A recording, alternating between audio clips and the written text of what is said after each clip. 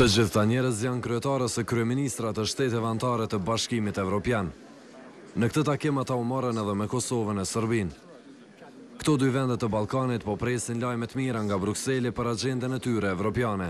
Kosovarët po e presin vizën për të nisur negociatat për marrëveshjen e stabilizim asociimit, ndërsa Serbia datën e nisjes së muhabeteve për antarësim në Union.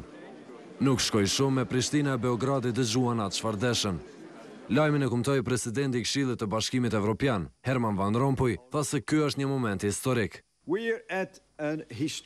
Jemi në një moment historik për Ballkanin dhe Evropën si tërësi. Jo vetëm se po presim Kroacinë si një vend antar të ri, por se ne u pajtuam që hapin negociatat e antarësimit me Serbinë dhe të ndërmarrin një hap historik për raportet tona me Kosovën. Ai tha se këto dy vendimet e fundit janë rezultati i marrëveshjes së guzimshme Kosovë-Serbi të 19 prillit. Konferenca e parë ndërqeveritare me Serbinë do të mbahet më së largu me 24 janar. Në të njëjtën kohë u miratua edhe mandati negociues për stabilizim asociimin me Kosovën.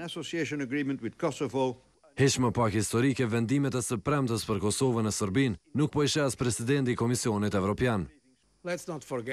Mos të harrojmë çka pati ndodhur jo shumë kohë më parë në atë pjesë të Evropës, me njërin nga luftrat më të dhunshme që kemi parë dhe tash ne do të fillojmë negociatat me Serbinë. Fjalë të mira foli edhe për Kosovën. Në kohë të njëjtë, hapja e negociatave për marrëveshjen e stabilizim asociimit me Kosovën është një njohje e procesit të dialogut në të cilin janë futur të dyja palët. Kjo e demonstron edhe fuqinë tërheqëse që ka Unioni Evropian.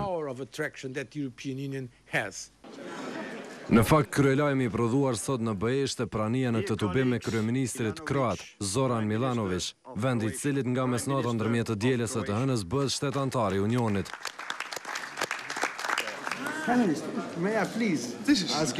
E këta akli derët të BE-s e aprovuan edhe një herë, tashmë në nënshkrim mirëseardhëse.